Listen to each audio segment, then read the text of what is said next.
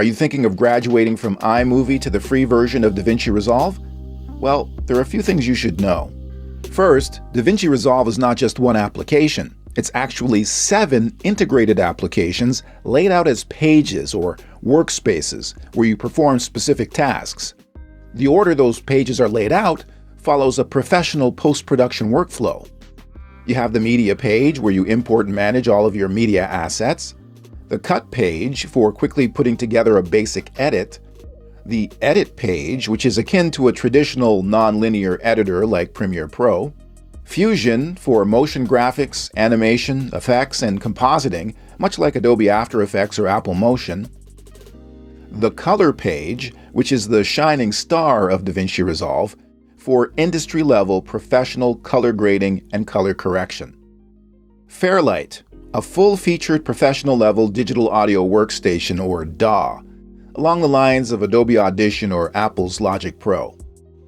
And finally, the Deliver page, where you can create custom save and export settings for your projects.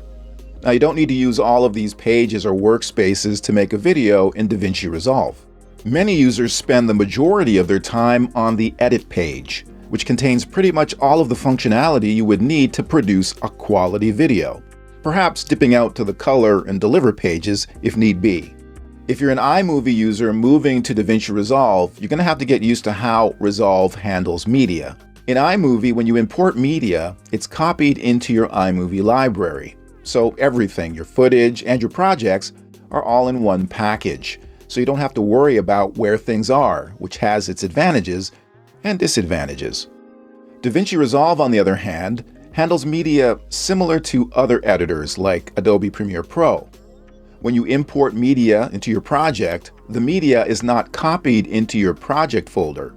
Instead, Resolve creates a link to your media location, so your media stays in place wherever that is. This keeps media management light and streamlined.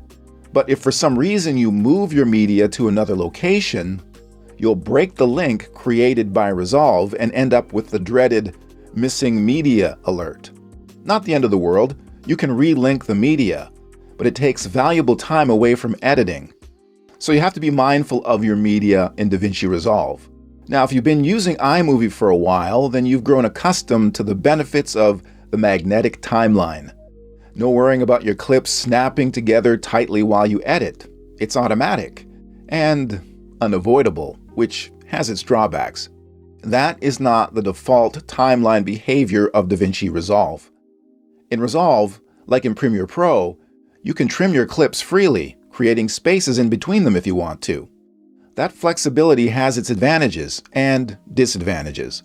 One big disadvantage being unintentional space between your clips that appear as disruptive black frames in your edit, which in a short video isn't a big deal, but in a half-hour or longer show that took hours to render and export, the time needed to locate and remove that black frame, then render and export your video can really kill your spirit. Trust me, I've been there. Now, you can enable a magnetic-like feature in DaVinci Resolve called Trim Mode, which keeps the clips connected while you trim them. Then switch back to the Selection tool to move your clips around the timeline.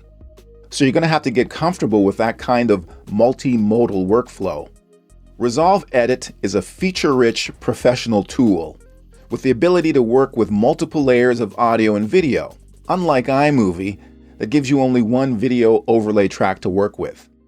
Just know that some functionality in Resolve isn't as easily accessible as in iMovie, and some functionality is downright hidden.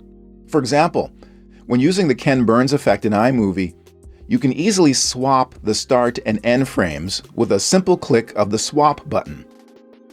Resolve's equivalent to the Ken Burns effect is called dynamic zoom. You can also swap the start and end frames with dynamic zoom, but doing so is not obvious. It took me a while to figure out that I had to actually click on the dynamic zoom text in the menu, which doesn't appear clickable, to reveal additional options like swap. Resolve has tons of functionality, but in some cases you'll have to do some digging to find it, or it'll take several clicks to use it.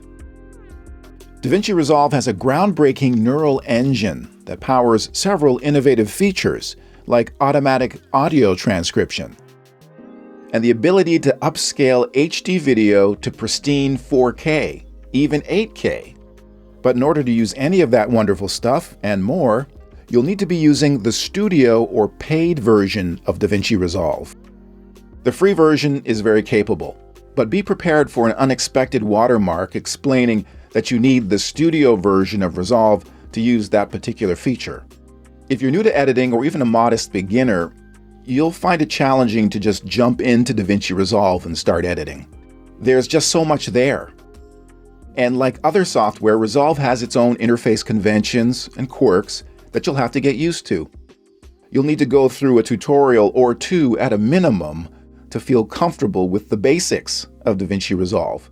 And even then, you'll only be scratching the surface of what this powerful editing package can do.